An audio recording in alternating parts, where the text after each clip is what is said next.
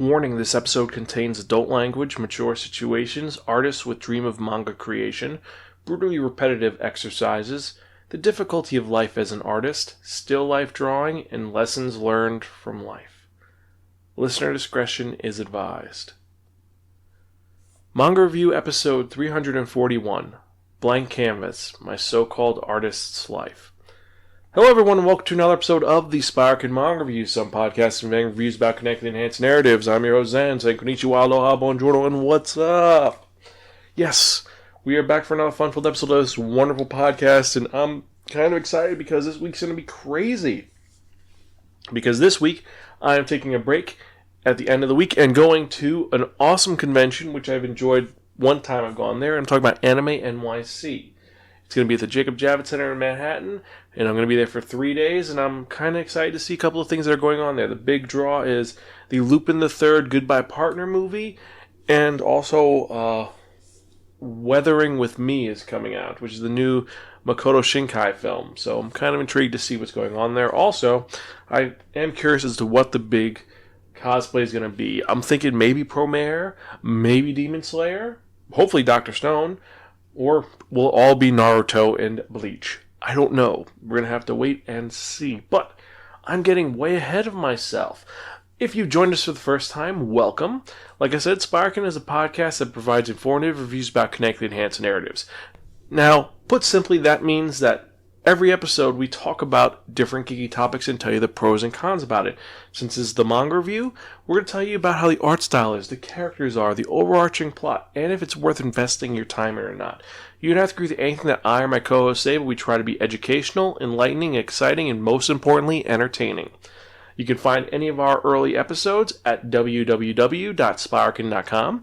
We're also on Instagram, Twitter, Tumblr, YouTube, Apple Music, Apple iTunes, Apple Podcasts, Facebook, Stitcher, Spotify, and various other social media sites. Just type in SPIRAKN, I guarantee you'll find us. I'm pretty sure we have a Twitch account that we haven't used in a while, but that does not matter. Also, if you want to send us any comments or concerns, or if you want to answer our random question of the week, you can email me personally at Zan, that's Xan, at Spiraken.com, or on Twitter at Spiraken. Direct message me. I'm always willing to talk to fans. No problem. And so with that in mind, something I completely forgot besides the news of Anime NYC this weekend is that we've changed formats a little bit. Some of you may have noticed, some of you may not notice, but we've actually started calling the manga reviews Manga Review. Originally it was just episode and then a unique title. So, example, the first episode of this podcast was episode 1, The Great Zomogu Appears. It was because a lot of people were complaining that our titles were a little too confusing, even though I had a lot of fun coming up with these unique titles that dealt with something from the topic itself. They did have a point that's a little bit confusing, so we've decided to just kind of, for now, stick with Manga Review Episode 341, like this episode's Blank Canvas, My So-Called Artist's Life. It'll be Manga Review Episode Blank, then the title of the manga. If you like the original way, let me know. Tell me why you think I should keep it. Or should I just modify and do Manga Review Episode 341 and then the unique title? What do you guys think? Let me know. I think that's about it. We should get to it, shall we? Yes, we should. So, since it is that time, it is time for the release schedule for the week. And since this is November 12th, there's a lot that came out. Well, today, Disney Plus opened up, so I've been kind of crazy watching a bunch of Disney things that I had completely forgotten about. Besides the launch of Lady and the Tramp, you also had Star Wars Mandalorian, which came out. You have a couple of weird original series, and you have old school stuff like The Black Hole and Black Cauldron. And also, for some weird reason, you have, what is that one? Darby O'Gill and the Little People, so there's a lot to watch. I am going to be doing a review of The Mandalorian this week. And I may be setting up a new podcast. Maybe we're going to be calling it the Spiraken Streaming Show Review or the Spiraken Television Review. I'm still working on a title. Let me know what you guys think. I'll probably say the same thing in the review, but I digress. So, since we're talking about it, let's get to it. The releases for this week, and we have a bunch. It was a heavy week for November 12th.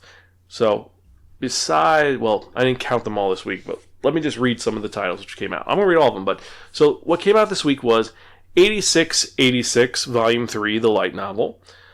A Tropical Fish Yearns for Snow, Volume 1.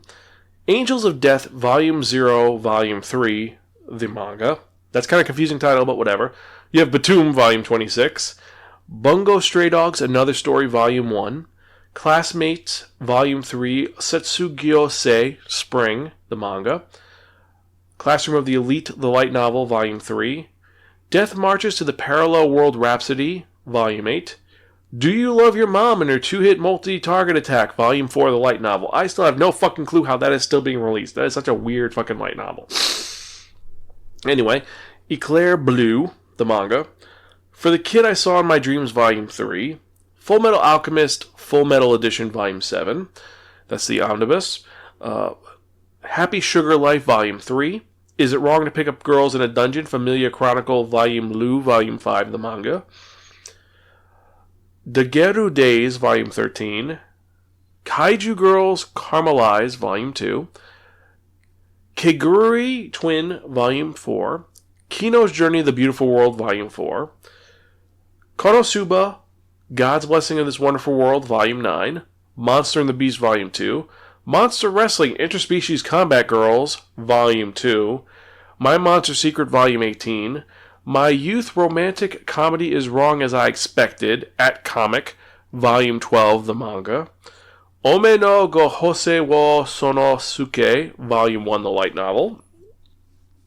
Our Wonderful Days, Volume 1, the manga. Overlord a la carte, Volume 2. Phantom Tales of the Night, Volume 2. Radiant, Volume 8. ReZero, Starting Life in Another World, Chapter 3, Truth of Zero, Volume 9, the manga. Reborn as a Polar Bear, Volume 2. Record of Grancrest War, Volume 5. Requiem of the Rose King, Volume 11. Rinne, Volume 31, the manga. Sailor Moon Eternal Edition, Volume 6. Skeleton Knight in Another World, Volume 2. So I'm a Spider, So What, Volume 7, the light novel. Sword Art Online Alternative Gun Gale Online, Volume 5, the light novel. Teasing Master Tagaki-san, Volume 6. The Dirty Way to Destroy the Goddess's Hero, Volume 2, the light novel. The Eminence in Shadow, Volume 1. The Greatest Demon Lord is Reborn as a Typical Nobody, Volume 1, the light novel. The Honor Student at Magic High School, Volume 10. The Slayer of Tanya the Evil, Volume 7, the light novel. The World's Strongest Rearguard, Labyrinth Country's Novice Seeker, Volume 1, the manga. Trinity 7, Volume 18. Ume Neko When They Cry, Episode 8, Twilight of the Golden Witch, Volume 3. A lot of these have very long, convoluted titles, you've got to admit. Witch Hat Atelier, Volume 4. World End, What Do You Do at the End of the World? Are You Busy? Will You Save Us? Volume 5. World's Strongest Rearguard, Labyrinth Country and Dungeon Seeker, Volume 1, the manga. You Call That Service, Volume 1, the light novel. And Your Name, Another Side, Earthbound, Volume 2. So we have a lot of stuff that came out this week, and to be honest, I think only 3 things stuck to my mind, really. The ones I'm interested in are The Eminence in Shadow, Volume 1. You Call That Service, because I have no idea what that one is about. You have, I want to think that Overlord a la carte is pretty cool, but not really. I'm not going to go into that. So I'm a Spider, So What? I've been enjoying that series. It's very refreshing. Teasing Master Tagaki-san is a lot of fun. Can't wait to review that. It's been on the wheel, and it'll come up eventually. We'll see, though. And the other big one is, I've got to say, For the Kid I Saw in My Dreams, because I've heard it's a really good manga. If you read it, let me know. Which of these titles are you interested in? Because I'm excited to see the overlap and what you guys think I like is interesting or weird. Also, I'm kind of interested in Monster Wrestling Interspecies Combat Girls, because that seems like it's one of those another Monster Girl, let's be honest, Monster Girl fetish books. But I don't know what it's about. Maybe it's them fighting and they're super muscular as opposed to plus-sized elf where they're all chubby. Let me know what it's about. I don't know. We'll see. But with that in mind, let's get to the manga review at hand. And hold on a second while I blow my nose. Yeah, that little sinus thing came back, so I'm a little bit drippy today. I do apologize if I sound it out. Could edit it again, but I'm trying to be on time. So, Let's do it, shall I? So, if you remember from the last episode, I spun that one, that only. The Wheel of Manga. And it turned to be there reviewing a manga that was written by the very popular Akiko Higashimura, which is actually her pen name. I didn't discover that until I read this manga, but that's interesting. She is the creator of such mangas as Princess Jellyfish, Kisuke Yuki-chan, Mama wa Temperist, Maropan Dash, and Yukiban no Tora. So she's a very prolific manga writer, and this series that she wrote, it's a very short series, it's a mini series, won the 8th Manga Taisho in 2015. So it was written it started in 2011 to 2015. There are 5 volumes. It is a josei autobiographical slice of life that was published over here by Seven Seas Entertainment and released in Japan by Shueisha. Like I said, a josei, and the title for it in Japanese is Kakukaku Shikajika, or in English, it's a longer name, Blank Canvas, My So-Called Artist's Life. And this is the autobiographical story of Akiko Higashimura's journey into becoming an artist through one of the most inspirational figures in her life. To get into it, as a child, she's always wanted to read and write manga. She's always wanted to write manga since the one day she was walking down the street and she saw a bunch of tankobons from the bouquet line just laying in the street. Most likely, as she says, someone put the trash out on the wrong day and she found it by accident. And she ended up falling in love with shoujo manga. And she loved it. It's amazing, unique, and very different. And she wanted to draw it.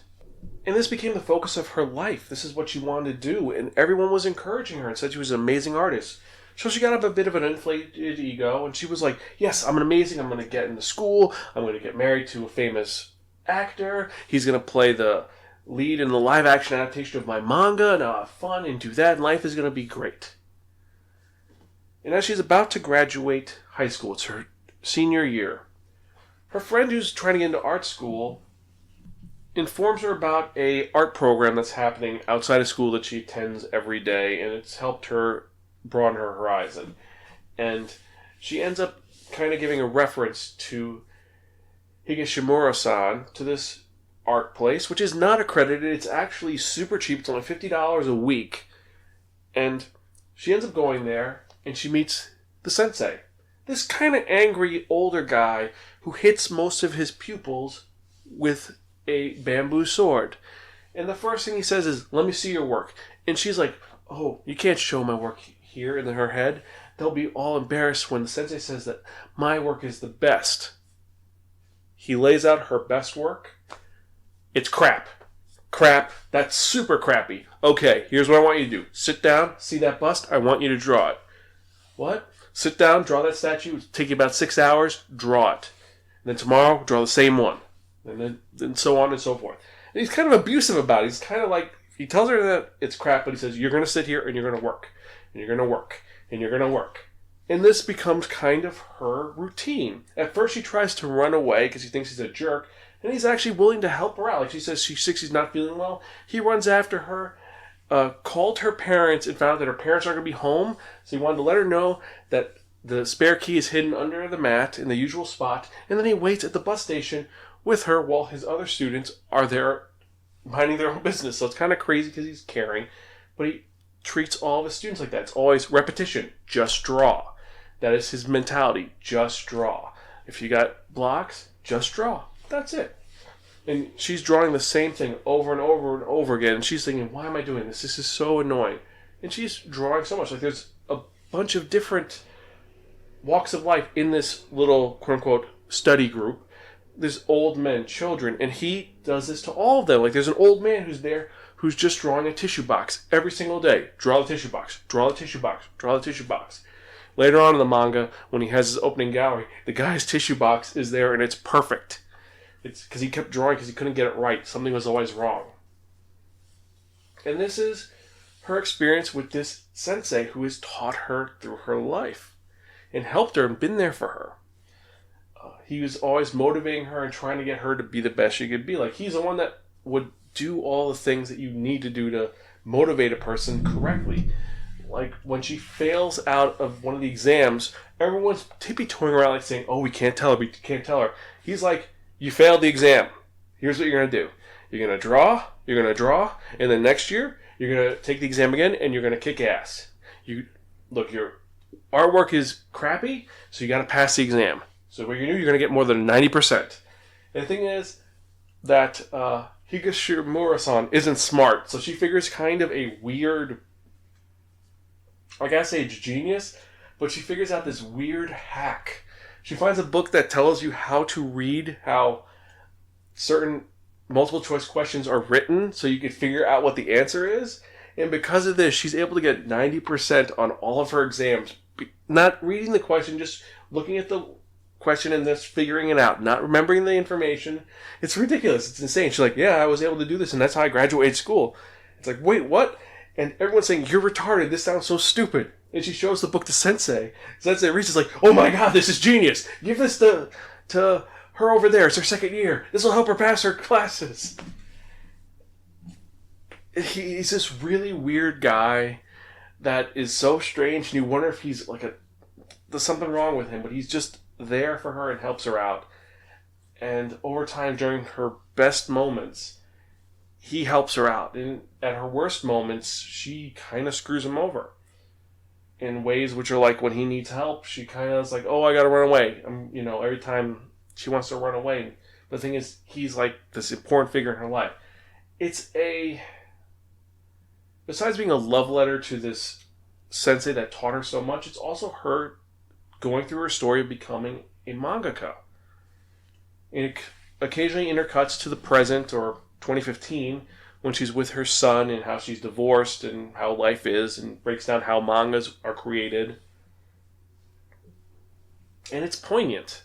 It goes into all the little things like her trying to get into a college and it not going over well, so she ends up applying to a bunch of other ones. She gets to one which is in the middle of nowhere, and she ends up going to that college, and instead of taking it seriously, she ends up screwing around. She ends up becoming a party girl, hanging out with her friends and being stupid. And when they're going to fail her out, she ends up, her teacher shows up and rearranges her sensei shows up, rearranges her entire studio, and then says, just draw. Just draw yourself. And she ends up making a painting, which everyone's like, oh my god, this is beautiful. And he's just the catalyst she needs. And that shows her getting her first job, because she thinks that she's going to get a job doing this and that. And then Sensei says, you can't get a job, I can get you a job. You work with my friend, he's quitting, so you become a teacher. And she's like, yes, I'll be an art teacher. She comes back to her hometown. I'm sorry, the teacher decided not to retire, so you're kind of screwed. But you know what? You could work for me. 5,000 yen a week, and we can make this work as a team. I'll be the person who is the boot camp person. You're the person who cleans it up. There's a very funny cartoon that she draws that explains it. It shows that, okay, so he is the person who, when you're talking to an actor, who's going to say, you have to lose 15 pounds, you have to work out, you have to do voice acting every day, work. And she's the one who's, okay, so now we have to change your name a little bit. So he makes the rough piece of wood into a shape, and she shapes it into what it needs to be so it can graduate. And this works out for her. Eventually, she ends up having to work at a utility company because she needs to make money, or else she's going to be thrown out by her parents. And then she ends up submitting some of her work to different manga companies, gets accepted by it, and then it shows her working as a mangaka while hiding the fact she wants to be a mangaka from her sensei. And then her dealing with the fact that her sensei is so reliant on her, but she has to grow up as a person as well, and just about her relationship, and it makes you sad. Apparently, in one point, she says one of my other kohais who had met Sensei read this and they were crying. They said it made me miss him so much. It shows you loved him so much, and it's a very poignant story. And I love the fact that besides it being in a more realistic style than her usual work, she does intercut with a lot of little sketches here and there. Like when she's talking about how she was a child and drew, she actually puts in her old drawings in the manga. And then later on she has other drawings of different styles that she was working on, like where she's showing the process of working. Okay, here's storybooking, and then here's the rough sketch, and then here's the full print, and then here's where you add the screen tone, and it shows all these little bits. It's fascinating. At the end of the last volume in Japan, because there's only a couple volumes out here now, they actually have her with photographs that she took in Japan, and she actually sketches all of them, and they're not photorealistic, but they're very realistic and very different. And I gotta say, as someone who does have an art degree, it brought me back to the old days of being an art major. But also, it's an interesting, just a great life story. And one I recommend everyone reads.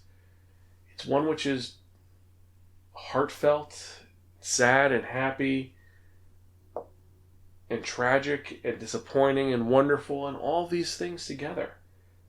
I could see why it won the Manga Taisho Award in 2015.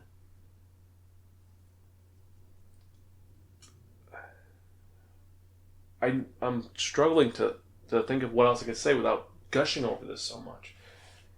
But it's a very engaging story. And if you've ever wanted to be a mangaka, I highly recommend it. Or if you've ever wanted to do anything in art, I highly recommend this.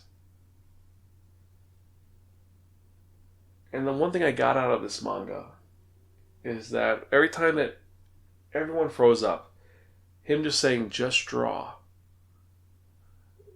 fits so well. It's like, oh, I think I can't do it. If you think you can't do it, just clear your head and just do the thing that you say you can't do. Just do it.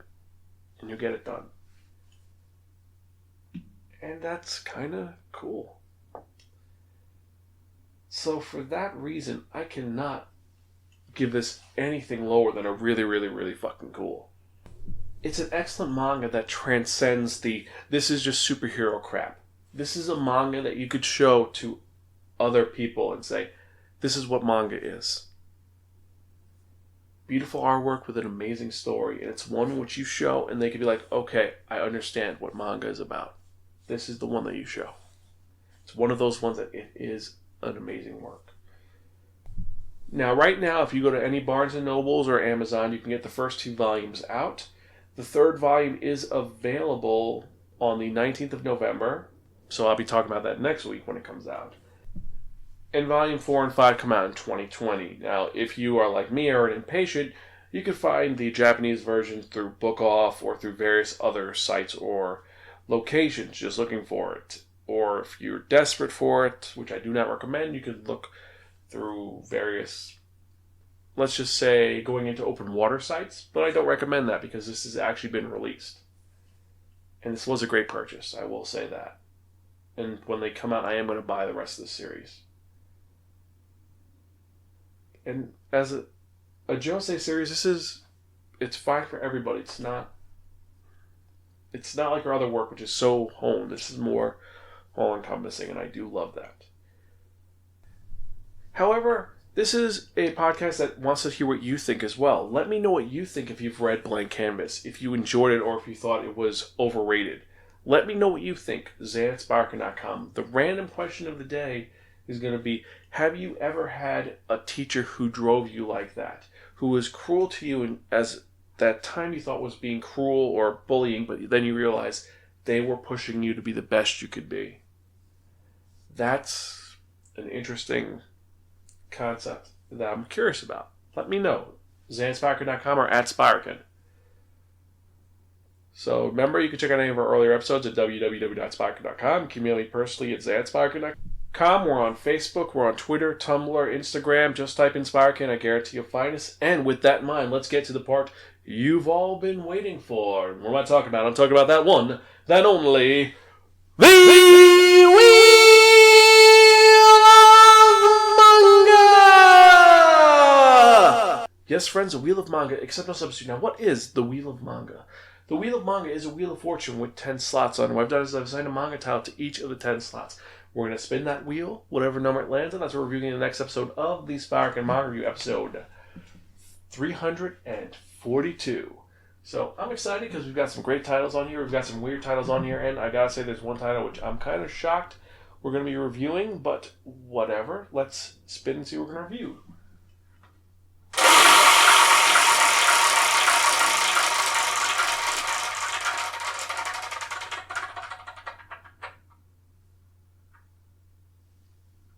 Number 2. So, in the next episode of the Spiraken Manga Review, we're going to be reviewing a manga that's an isekai, but it sounds kind of interesting, called My Next Life as a Villainess. All paths lead to doom. I'm intrigued. Don't know what it's about, but we'll find out. So I guess that's it for this episode. Thank you guys for listening. This is your host, Zan. I am Gonzo. Catch you guys next time, and keep reading manga. See ya.